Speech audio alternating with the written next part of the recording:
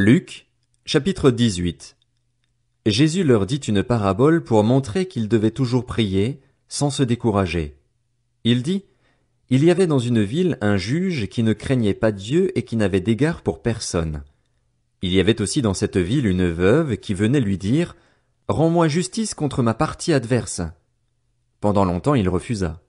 Mais ensuite il se dit, même si je ne crains pas Dieu et n'ai d'égard pour personne, puisque cette veuve me fatigue, je vais lui rendre justice afin qu'elle ne vienne pas sans cesse me déranger. Le Seigneur ajouta, écoutez ce que dit le juge injuste. Et Dieu ne fera-t-il pas justice à ceux qu'il a choisis et qui crient à lui jour et nuit? Les fera-t-il attendre? Je vous le dis, il leur fera rapidement justice. Mais, quand le Fils de l'homme viendra, trouvera-t-il la foi sur la terre? Il dit encore cette parabole à l'intention de certaines personnes qui étaient convaincues d'être justes et qui méprisaient les autres. Deux hommes montèrent au temple pour prier. L'un était un pharisien, l'autre un collecteur d'impôts. Le pharisien, debout, faisait cette prière en lui-même. Ô Dieu, je te remercie de ce que je ne suis pas comme les autres hommes, qui sont voleurs, injustes, adultères, ou même comme ce collecteur d'impôts. Je jeûne 2 fois par semaine et je donne la dîme de tous mes revenus. Le collecteur d'impôts, lui, se tenait à distance et n'osait même pas lever les yeux au ciel, mais il se frappait la poitrine en disant, Ô Dieu, aie pitié de moi, qui suis un pécheur. Je vous le dis, lorsque ce dernier descendit chez lui, il était considéré comme juste, mais pas le pharisien. En effet, toute personne qui s'élève sera abaissée, et celle qui s'abaisse sera élevée. Des gens lui amenaient même de tout petits enfants afin qu'il les touche, mais les disciples, en voyant cela, leur firent des reproches. Jésus appela les enfants et dit, Laissez les petits enfants venir à moi et ne les en empêchez pas, car le royaume de Dieu est pour ceux qui leur ressemblent. Je vous le dis en vérité, celui qui n'accueille pas le royaume de Dieu comme un petit enfant n'y entrera pas. Un chef interrogea Jésus et dit, Bon maître, que dois-je faire pour hériter de la vie éternelle? Jésus lui répondit, Pourquoi m'appelles-tu bon? Personne n'est bon, si ce n'est Dieu seul. Tu connais les commandements.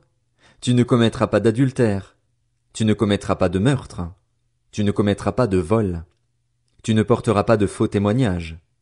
Honore ton père et ta mère. J'ai respecté tous ces commandements dès ma jeunesse, dit-il. Après avoir entendu cela, Jésus lui dit, Il te manque encore une chose. Vends tout ce que tu as, distribue-le aux pauvres, et tu auras un trésor dans le ciel. Puis viens et suis-moi. Lorsqu'il entendit ces paroles, l'homme devint tout triste, car il était très riche. Voyant qu'il était devenu tout triste, Jésus dit, qu'il est difficile à ceux qui ont des richesses d'entrer dans le royaume de Dieu. En effet, il est plus facile à un chameau de passer par un trou d'aiguille qu'à un riche d'entrer dans le royaume de Dieu. Ceux qui l'écoutaient dirent, Qui donc peut être sauvé? Jésus répondit, Ce qui est impossible aux hommes est possible à Dieu. Pierre dit alors, Voici, nous avons tout quitté et nous t'avons suivi. Jésus leur dit, Je vous le dis en vérité, personne n'aura quitté à cause du royaume de Dieu sa maison ou sa femme, ses frères, ses parents ou ses enfants sans recevoir beaucoup plus dans le temps présent et, dans le monde à venir, la vie éternelle. Jésus prit les 12 avec lui et leur dit, Nous montons à Jérusalem et tout ce qui a été écrit par les prophètes au sujet du Fils de l'homme va s'accomplir. En effet, il sera livré aux non-juifs, on se moquera de lui, on l'insultera, on crachera sur lui et, après l'avoir fouetté, on le fera mourir. Le 3e jour il ressuscitera. Mais les disciples ne comprirent rien à cela. C'était pour eux un langage obscur, des paroles dont ils ne saisissaient pas le sens. Comme Jésus était près de Jéricho, un aveugle était assis au bord du chemin et mendiait. Il entendit la foule passer et demanda ce qui se passait. On lui dit, C'est Jésus de Nazareth qui passe. Alors il cria, Jésus, fils de David, aie pitié de moi. Ceux qui marchaient devant le reprenaient pour le faire taire, mais il criait beaucoup plus fort, Fils de David, aie pitié de moi. Jésus s'arrêta et ordonna qu'on le lui amène. Quand il fut près de lui, il lui demanda, Que veux-tu que je fasse pour toi? Il répondit, Seigneur, que je retrouve la vue. Jésus lui dit, retrouve la vue, ta foi t'a sauvé.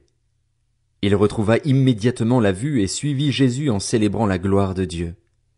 Voyant cela, tout le peuple se mit à adresser des louanges à Dieu.